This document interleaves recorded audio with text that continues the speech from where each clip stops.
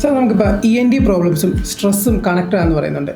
അതായത് നമുക്ക് throat pain അല്ലെങ്കിൽ ഹെഡ് ഏക്ക് പോലുള്ള കാര്യങ്ങൾ വരുന്നത് സ്ട്രെസ്സുമായിട്ട്, ശരിക്കും ഇതൊക്കെ സ്ട്രെസ്സുമായിട്ട് കണക്റ്റഡ് ആയിട്ട് തന്നെയാണോ വരുന്നത്? സ്ട്രെസ്സായിട്ട് നമ്മൾ എല്ലാ കണ്ടീഷൻസും നമുക്ക് ലിങ്ക് ചെയ്യാൻ പറ്റില്ല. പക്ഷെ കോമൺ ആയിട്ട് നമുക്ക് പറയാൻ പറ്റുന്ന ഒരു കാര്യം, ഇപ്പം ടെൻഷൻ ടൈപ്പ് ഹെഡ് ഏക്സ്, ഇപ്പം ജോബ് റിലേറ്റഡ് സ്ട്രെസ്സ്, ടെൻഷൻ, അതിപ്പം പല രീതിയിലുള്ള സ്ട്രെസ്സൊക്കെ. ഇപ്പം നമുക്ക് പ്രോപ്പറായിട്ടുള്ള നമ്മൾ സമയത്തിന് ആഹാരം കഴിക്കുന്നില്ല, സമയത്തിന് കിടന്ന് ഉറങ്ങുന്നില്ല, വർക്ക് ഓവർലോഡ്, നമ്മുടെ സ്ലീപ്പ് ഡിസ്റ്റർബൻസ്, ഈ കാര്യങ്ങളെല്ലാം ഇതെല്ലാം നമ്മുടെ ബോഡിക്ക് ഓരോ രീതിയിലുള്ള സ്ട്രെസ്സാണ്. അപ്പോൾ ടെൻഷൻ ടൈപ്പ് ഹെഡ് ഏക്സ് ഉണ്ട്. ഈ പറഞ്ഞ പോലെ ഇങ്ങനത്തെ ഉള്ള ആങ്സൈറ്റി കൂടുന്ന ടൈമിൽ, സ്ട്രെസ്ഫുൾ സിറ്റുവേഷൻസ് കൂടെ പോകുമ്പോൾ വരുന്ന ടൈപ്പ് ഹെഡ് ഏക്സ് ഉണ്ട്.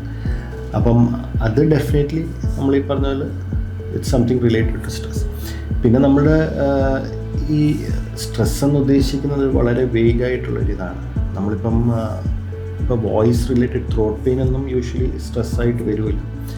പക്ഷേ നമ്മൾ വോയിസ് അധികമായിട്ട് ഉപയോഗിക്കുന്ന ആൾക്കാർ, ഇപ്പോൾ പഠിപ്പിക്കുന്നവരോ പ്രസംഗിക്കുന്നവരോ പാട്ട് പാടുന്നവരോ, അപ്പോൾ ഈ പറഞ്ഞാൽ ഇപ്പം ട്രെയിനിങ്, എസ്പെഷ്യലി അത് വോയിസ് ട്രെയിനിങ് എടുക്കാത്ത ആൾക്കാരാണ്. അപ്പോൾ അങ്ങനെയുള്ള ആൾക്കാരിൽ ഇപ്പം വോക്കൽ കോഡ്സിന് അല്ലെങ്കിൽ നമ്മുടെ വോയിസ് ബോക്സിന് നമ്മൾ ഒരു എക്സസ് ലോഡ് നമ്മൾ കൊടുക്കുകയാണ്, അതിന് താങ്ങാൻ പറ്റാത്ത രീതിയിലുള്ള ലോഡ് കൊടുക്കുകയാണ്. അങ്ങനെ വരുമ്പം അതിൻ്റെ ഭാഗമായിട്ട് വോയിസ് റിലേറ്റഡ് ഇഷ്യൂസ് വരാറുണ്ട്. അത് സ്ട്രെസ് എന്ന് പറയാറില്ല, അത് ബേസിക്കലി ഒരു ഓവർ യൂസ് കൊണ്ടാണ്.